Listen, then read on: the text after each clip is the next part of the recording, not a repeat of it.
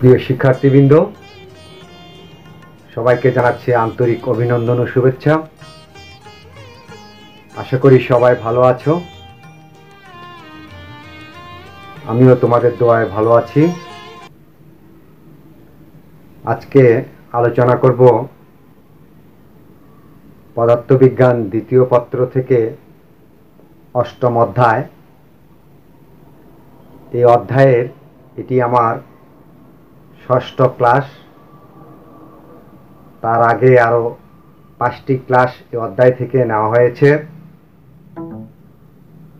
বিগত ক্লাসগুলোর video link আজকের ক্লাসের ডেসক্রিপশানে দেওয়া আছে, তোমরা সেই ক্লাসগুলো দেখে নেবে। এবং যারা আমার এই চ্যানেলে নতুন, তারা চ্যানেলটি সাবস্ক্রাইব করবে, অল বাটনে ক্লিক করবে, তাতে নতুন নতুন ভিডিওর নোটিফিকেশান পেয়ে যাবে। তো প্রিয় শিক্ষার্থীবৃন্দ, আজকে যা আলোচনা করব এটি আমাদের অতি পরিচিত একটি বিষয়, এক্স রে। আমার হাতে দেখো একটি এক্স রে প্লেট আছে, দেখতে পাচ্ছ? একটি এক্স রে প্লেট আছে। এটি এই ধরনের এক্স রেগুলো আমাদের আধুনিক চিকিৎসা ব্যবস্থায় অতি গুরুত্বপূর্ণ। কারো হাড় ভেঙে গেলে কিংবা দেহের ভিতরে অন্য কোনো অংশে কোনো সমস্যা দেখা দিলে আমরা ডাক্তারের পরামর্শক্রমে এই এক্স রে করে থাকি। এই এক্স রের মধ্য দিয়ে বোঝা যায় যে আমার দেহের ভিতরের কোনো অংশে কোনো সমস্যা আছে কিনা। তো এই এক্স রে 1895 সালে উইলহেলম রনজেন্ট আবিষ্কার করেন, এবং এই আবিষ্কারের কারণে রনজেন্টকে 1901 সালে নোবেল পুরস্কার দেওয়া হয়। তো এই এক্স রে কীভাবে উৎপন্ন করা হয় তার একটু সংক্ষিপ্ত কথা আমি বলে নিচ্ছি। যে তড়িৎক্ষরণ নল আছে, এই তড়িৎক্ষরণ নলে 10⁻³ মিলিমিটার পারদ চাপে বায়ুর মধ্যে তড়িৎক্ষরণের পরীক্ষায় অ্যানোড এবং ক্যাথোডের মধ্যে 30,000 ভোল্টেজ থেকে 50,000 ভোল্টেজের মধ্যে রাখলে অ্যানোড এবং ক্যাথোডকে, তখন ইলেকট্রন তীব্র বেগে ধাবিত হয় এবং এই ইলেকট্রনগুলো তখন ধাবিত হয়ে টার্গেটে আঘাত করে, ফলে সেই টার্গেট থেকে এক্স রে উৎপন্ন হয়। এটি হলো সংক্ষিপ্ত কথা। এখন আমরা দেখব যে এই এক্স রের সংজ্ঞা কি। এক্স রের সংজ্ঞা: অতি দ্রুত গতিসম্পন্ন ইলেকট্রন কোনো ধাতুকে আঘাত করলে তা থেকে উচ্চ বেদন ক্ষমতা সম্পন্ন যে বিকিরণ উৎপন্ন হয় তাকে এক্স রে বা রনজেন্ট রশ্মি বলে। তাহলে ওই যে বললাম যে অ্যানোড এবং ক্যাথোডের মধ্যে তড়িৎক্ষরণ নলে 30,000 থেকে 50,000 ভোল্টেজের মধ্যে যখন রাখা হয়, ইলেকট্রনগুলো খুব দ্রুত বেগে এসে টার্গেট বা ধাতব পাতকে আঘাত করলে পরে সেখান থেকে এই এক্স রে রশ্মি বের হয়ে আসে। তো এক্স রে প্রকারভেদ: 2 ধরনের এক্স রে হয়। একটা হলো কোমল এক্স রে, আরেকটি হলো কঠিন এক্স রে। 2 ধরনের এক্স রে: কোমল এক্স রে, কঠিন এক্স রে। তো সংক্ষিপ্তভাবে কোমল এক্স রে বলতে আমরা বুঝবো যে এক্স রে যন্ত্রে যদি কম বিভব পার্থক্য প্রয়োগ করা হয় তখন যে এক্স রেটা পাওয়া যায়, এই যে এখানে যে এক্স রে যন্ত্র আছে এখানে যদি কম বিভব পার্থক্য প্রয়োগ করা হয় তখন যে এক্স রে উৎপন্ন হবে সেটাকে বলা হচ্ছে কি যে কোমল এক্স রে, এক্স রে, কোমল এক্স রে।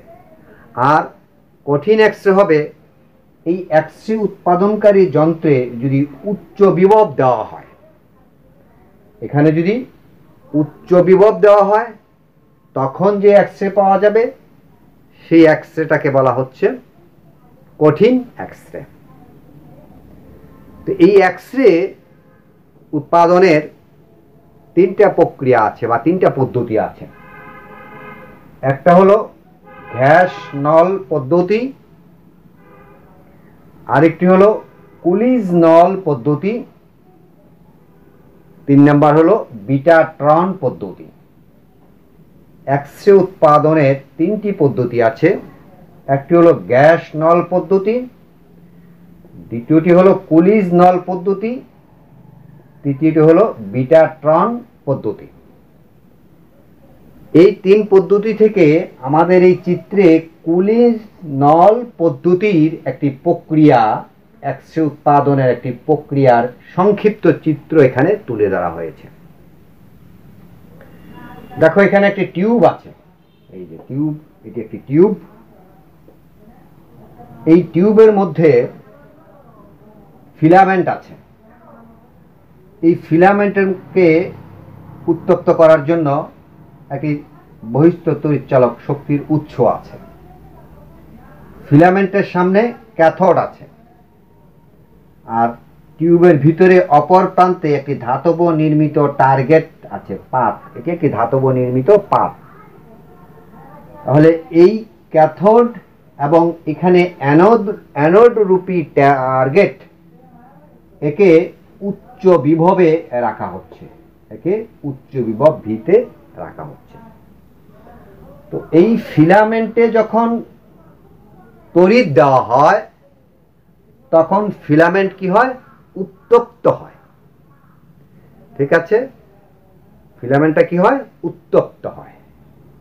উত্তপ্ত হলে এই যে ক্যাথোড থেকে তখন কি হয়, যে ক্যাথোডের মধ্যে যে ইলেকট্রনগুলো আছে সেই ইলেকট্রনগুলো তার বন্ধন থেকে, নিউক্লিয়াসের সাথে যে বন্ধন আছে ইলেকট্রনগুলোর, সেই নিউক্লিয়াস থেকে বন্ধনের মুক্তির জন্য যথেষ্ট গতিশক্তি সে লাভ করে। ইলেকট্রনগুলো কি কারণে লাভ করে? ওই যে ফিলামেন্টকে উত্তপ্ত করলে যে তাপশক্তি হয়, সেই তাপশক্তিটাই কি করে? ইলেকট্রনগুলোকে উত্তেজিত করে, অর্থাৎ ইলেকট্রনের গতিশক্তিকে বৃদ্ধি করে। এবং গতিশক্তি বৃদ্ধি হওয়ার এক পর্যায়ে দেখা যায় যে এই ক্যাথোড থেকে ইলেকট্রনগুলো বের হয়ে আসে, ক্যাথোড থেকে ইলেকট্রনগুলো বের হয়ে আসে এবং ওই প্রান্তে অর্থাৎ টার্গেটের সাথে ধনাত্মক বিভব দেওয়ার কারণে ইলেকট্রন যেহেতু ঋণাত্মক আধান, ফলে টার্গেটের ধনাত্মক হওয়ার কারণে ইলেকট্রনগুলো খুব দ্রুত বেগে এসে এই টার্গেটকে বা এই ধাতব পাতকে আঘাত করে। আর যখনই এই ধাতব পাতকে ইলেকট্রন এসে আঘাত করে তখনই এই ধাতব পাত থেকে এই বিকিরণ বের হয়ে আসে। এই বিকিরণকে বলা হচ্ছে কি? X ray. ঠিক আছে, এটা হলো সংক্ষিপ্ত প্রক্রিয়া এক্স রে উৎপাদনের। কোন পদ্ধতিতে? কুলিজ নল পদ্ধতিতে। ঠিক আছে, আচ্ছা, তাহলে এখন দেখো এই যে ইলেকট্রনটা যে গতিশক্তি লাভ করছে, ধরে নিচ্ছি সেই ইলেকট্রনের গতিশক্তি হলো, ধরে নিচ্ছি ইলেকট্রনের গতিশক্তি কে সমান সমান ই ভি। ই হলো ইলেকট্রনের আধান আর ভি হলো এখানে যে উচ্চ বিভব প্রয়োগ করা হচ্ছে সেই বিভব পার্থক্য হলো ভি।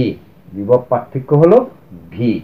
আচ্ছা, তারপরে ধরো দেখো যে এখানে এই যে ইলেকট্রনগুলো আঘাত করছে, এই ইলেকট্রনের এই সবটা শক্তি কি করে? এক্স রের যে ফোটন, এক্স রের যে ফোটন, সেই ফোটনে স্থানান্তরিত হয়। ইলেকট্রনের এই সবটা গতিশক্তি এক্সের ফোটনে স্থানান্তরিত হয়, ফলে ফোটনের কম্পাঙ্ক সর্বাধিক হয়, ফ্রিকোয়েন্সিটা ফোটনের সর্বাধিক হয়, সর্বোচ্চ হয়। আর কম্পাঙ্ক সর্বোচ্চ হলে কি হয়, যে তরঙ্গ দৈর্ঘ্যটা ন্যূনতম হয়, কারণ তরঙ্গ দৈর্ঘ্যের সাথে কম্পাঙ্ক ব্যস্তানুপাতিক।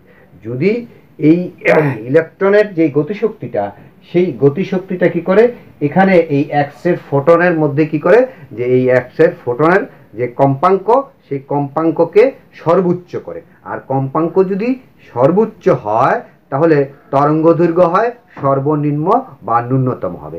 ধরে নিচ্ছি এই সর্বোচ্চ কম্পাঙ্ক হলো এফ ম্যাক্স, মানে সর্বোচ্চ কম্পাঙ্ক।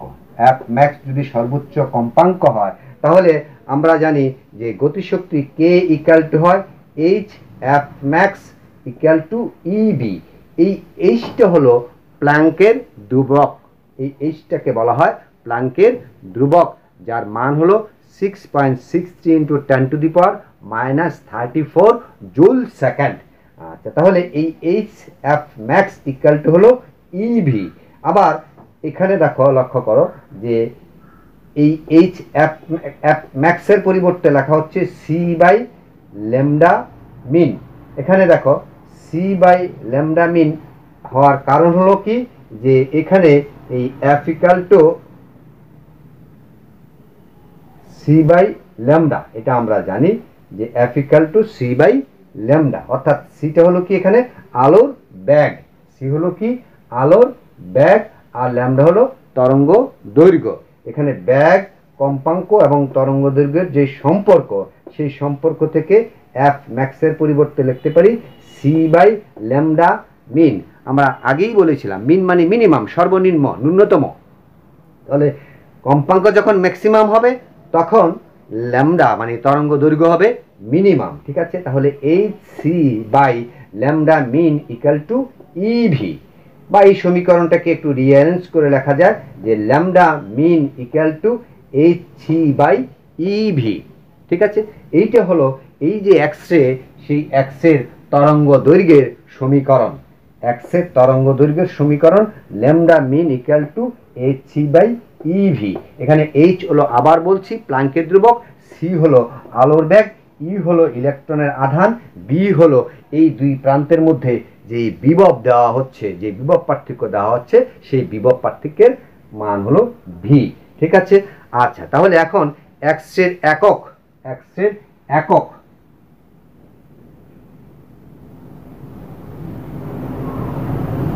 একক হলো রনজেন্ট।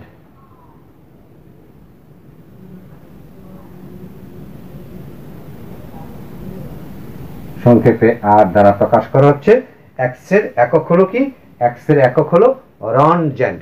তো কাকে বলবো আমরা রনজেন্ট, যে পরিমাণ এক্সরে, যে পরিমাণ এক্সরে প্রতি কিলোগ্রাম বায়ুতে 2.58 × 10⁻⁻4 কুলম্ব আদান উৎপন্ন করে, তাকেই বলা হচ্ছে এক রনজেন্ট। আবার লক্ষ্য করো সংখ্যাটা, যে এক্সরের একক হলো রনজেন্ট। এক্সরেকে পরিমাপ করা হয় যে এককের সাহায্যে, সেই এককটার নাম হলো রনজেন্ট, আবিষ্কারকর্তার নাম অনুসারে। আর রনজেন্ট কাকে বলে, যে পরিমাণ এক্সরে প্রতি কিলোগ্রাম বায়ুতে 2.5, কত, যে 2.5 × 2.58 × 10⁻⁻4 আধান মানে কুলম্ব, 2.58 × 10⁻⁻4 কুলম্ব আধান যদি সৃষ্টি করে, তাহলে সেই এক্সরের পরিমাণ হবে এক রনজেন্ট। ঠিক আছে, এ হলো আমাদের রনজেন্ট সম্পর্কিত সংজ্ঞা। ঠিক আছে, আচ্ছা, তাহলে এই যে এক্সরে, এই এক্সরে আমরা শুরুতে বলেছিলাম যে এক্সরে আমাদের কি কাজে লাগে। তার আগে এক্সরের প্রপার্টিসগুলো দেখে নিই আমরা, বা এক্সরের ধর্মগুলো দেখে নিই। এক্সরে এটি সরল পথে গমন করে, এটি অত্যাধিক ভেদন ক্ষমতা সম্পন্ন। এটি যদি ভেদ করতে না পারতো তাহলে আমাদের এই চামড়া বা ত্বক, তারপরে ভিতরে মাংস ভেদ করে হাড়ে যেয়ে বাধা পেয়ে ফিরে আসে, তখন হাড়ের ছবিটা আমরা এই এক্সরে প্লেটে দেখতে পাই। এই এক্স রে প্লেটে হয়। তাহলে এক্স রে অতি উচ্চ ভেদন ক্ষমতা সম্পন্ন একটি রশ্মি, এবং এই এক্স রেটি হলো এটি তাড়িৎ চুম্বক তরঙ্গ, ইলেকট্রোম্যাগনেটিক ওয়েভ। যে ইলেকট্রোম্যাগনেটিক ওয়েভ সম্পর্কে আমরা আগে আলোচনা করেছিলাম। যেহেতু এটি তাড়িৎ চুম্বকীয়, অতএব এটি তড়িৎ ক্ষেত্র এবং চুম্বক ক্ষেত্র দ্বারা কি হয়, বিচ্যুত হয় না।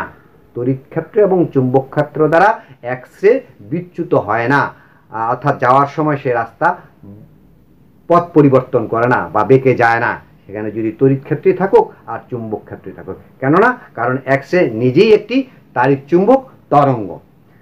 এই এক্স রে আমরা জানি যে আলোর প্রতিফলন হয়, প্রতিসরণ হয়, ব্যতিচার হয়, অপবর্তন হয়, সমাবর্তন হয়। ঠিক তেমনিভাবে এই সাধারণ আলোর ন্যায় এই এক্স রে কী করে, সাধারণ আলোর ন্যায় এক্স রে প্রতিফলন, প্রতিসরণ, অপবর্তন, ব্যাবর্তন, মানে ব্যতিচার, সমাবর্তন, এই ঘটনাগুলো এক্স রের বেলায়ও প্রযোজ্য হয়। এই ধরনের আরও কিছু বৈশিষ্ট্য আছে, তোমরা বইতে আরও অনেক ডিটেলস দেওয়া আছে, সেখানে দেখে নেবে। এবার আসো যে এক্স রের ব্যবহার। তো আমরা তো শুরুতেই বলেছি যে এক্স রে প্রথম ব্যবহারটা হয় কি, এই চিকিৎসা ক্ষেত্রে এই এক্স রে প্লেট তৈরি করার জন্য। আমাদের হাড় ভেঙে গেলে অথবা বুকের ভিতরে হৃৎপিণ্ডের অবস্থান কিংবা ফুসফুসের অবস্থান এগুলো সঠিক আছে কিনা সেগুলো দেখার জন্য আমরা কি করি, যে এই চিকিৎসা ক্ষেত্রে এক্স রে ব্যবহার করা হয়। আর কিসে ব্যবহার করা হয়, এক্স রে ব্যবহার করা হয় শিল্পে ব্যবহার করা হয়। এক্স রে ব্যবহার করা হয় শিল্প ক্ষেত্রে ব্যবহার করা হয়। কি জন্য ব্যবহার করা হয়, যেমন ধরো কোনো বস্তুর মধ্যে ভেজাল আছে কিনা, কোনো পণ্যের মধ্যে ভেজাল আছে কিনা সেটা নির্ণয়ের জন্য এই এক্স রে ব্যবহার করা, অথবা কোনো ধাতব পদার্থে, বিশেষ করে মূল্যবান ধাতু যেগুলো আছে যেমন স্বর্ণ কিংবা রূপা, এগুলোর মধ্যে ভেজাল আছে কিনা বা খাদ আছে কিনা সেগুলো নির্ণয়ের জন্য কি করতে হয়, এই এক্স রে ব্যবহার করতে হয়। তারপরে আসো এই গোয়েন্দা বিভাগে ব্যবহার করা হয়। কোথায় ব্যবহার করা হয়, গোয়েন্দা বিভাগে, গোয়েন্দা কাজে, নিরাপত্তার কাজে, গোয়েন্দা কাজে ব্যবহার করা হয়। যেমন কোথাও কোনো বিস্ফোরক আছে কিনা সেটা খুঁজতে গেলে এই এক্স রের প্রয়োজন পড়ে, এক্স রেকে ব্যবহার করেই বিস্ফোরককে খুঁজে বের করা হয়। অথবা চোরাচালানি পণ্য কারো লাগেজে আছে কিনা, চোরাচালানি পণ্য খুঁজে বের করার জন্য এই এক্স রে ব্যবহার করা হয়। ঠিক আছে, এরকম আরও কিছু ব্যবহার আছে। কৃষিক্ষেত্রে এক্স রে ব্যবহার করা হয়। তোমরা জানো যে আধুনিক যে উচ্চ ফলনশীল পণ্য উৎপাদনের শস্য উৎপাদনের জন্য এই এক্স রে ব্যবহার করা হয়ে থাকে। তো আমরা আজকে এই পর্যন্ত আলোচনা আমরা দেখলাম, এক্স রের সংজ্ঞা দেখলাম, এক্স রে কীভাবে উৎপন্ন করে তা দেখলাম, এক্স রের প্রকারভেদ দেখলাম, এক্স রের একটা সমীকরণ, এক্স রের তরঙ্গদৈর্ঘ্যের সমীকরণ আমরা বের করলাম, এক্সের একক আমরা দেখলাম, তারপরে দেখলাম এক্সের ধর্ম এবং দেখলাম এক্সের কিছু ব্যবহার। ঠিক আছে, তো আজকে এ পর্যন্তই। সবাই ভালো থেকো, সুস্থ থেকো। আগামী ক্লাসে আবার দেখা হবে, সে পর্যন্ত সবাই ভালো থেকো। ধন্যবাদ সবাইকে।